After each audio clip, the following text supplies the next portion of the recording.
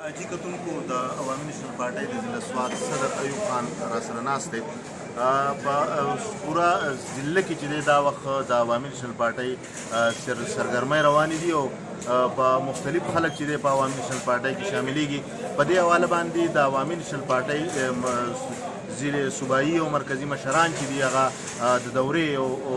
شډول چې دی هغه اعلان کوي. د ضلع د صدر نه به په دغه حواله پوښتنه کوو. صدر صاحب دا راته ووایه چې یاره آینده وخت کې داسې اورېدلي دي چې ستاسو کنونشنې روانې دي او په دغه حواله باندې ستاسو سره څومره معلومات دي چې هغه د خپلو ناظرینو سره شریک کړئ. مهرباني دي دا ده چې زمونږ خو د صوبې صدر او مرکزي سینیر نایب صدر چې هغه زمونږ قایب مقام صدر هم دی، هغوی د امیدوارانو او د ضلعې د صدرانو او سیکټرانو اجلاس راغوښتی و باچا خان مرکز ته، او بیا هغوی خپل د پارټۍ دپاره چې یاره مونږ تنظیمي طور فعاله شو، مونږ تنظیمونه مضبوط کړو، مونږ جرګې وکړو، مونږ مرکې وکړو، نو د هغې دپاره چې دی هغه یو میټینګ و.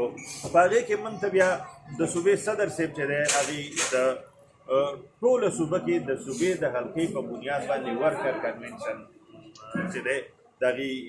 اعلانونه وکړو. زمونږ سوات ته دا ده چې په دې ټایم کې په 21 تاریخ باندې بالکل د اتمې میاشتې او 4 تاریخ چې دی هغه د 9مې میاشتې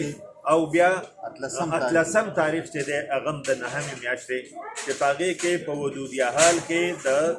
شیرشاه خان چې کومې حلقې صوبایي حلقې ته الیکشن ته ټکټ یې ورکړی دی، دا هغه حلقې د ملګرو د تنظیمونو او د کارکنانو ورکر کنونشن به په ودودیه حال کې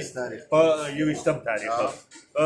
دویم پروګرام چې دی 4م چې دی هغه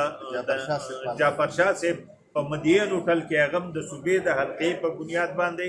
د کارکنانو د عهدیدارانو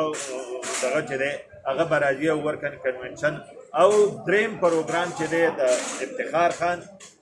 د چا ډیری چې هغه په کتیاړ کې هغه په 18 تاریخ باندې د 9مې میاشت په 18 تاریخ د 9مې میاشت چې دی هغه به هلته کېږي په کتیاړ کې. نو دې له د صوبې صدر صاحب چې دی زمونږ سابقه وزیر اعلی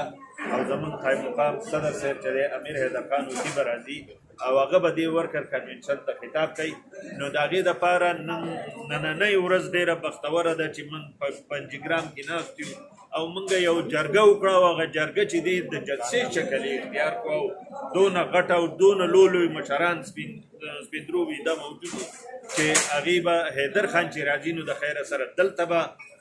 د خلکو ته خطاب هم کوي او سرې ټوپۍ به ورته هم په سری او دغه شانتې په تدریج د نورو 2 حلقو او د هغې نه بعد چې دی موږ ته به دا په دې ټایم کې 8 دي یا هر څو چې دي خو شاید چې د ودي هغې حلقې چې دی اضافه کېږي یا نه کېږي، خو فلحال په دې بنیاد چې کوم یو حلقې جوړې دي د صوبایي حلقې نو په دې باندې به پروګرامونه وي. نو چې ما وی دا زه شیر کمه او ملګرو ته پته ولګي او دې له تیاری وکړي چې زمونږ تنظیمونه مضبوط شي، زمونږ ملګري هم خبر شي او دا به مونږ د چاپېوارۍ دننه چې دی پروګرامونه دا کوو چې یاره مونږ ډسټرکټ اډمنسټریشن ته یو مشکل هم کوو. صدر صاحب د وینا مطابق چې دی نو دغه کنونشن چې دي ټول ورکرانو ته هغوی اپیل وکړو چې په دې کې شرکت وکړي او دا ورکر کنونشن یې کامیابه کوي. ډېره مننه.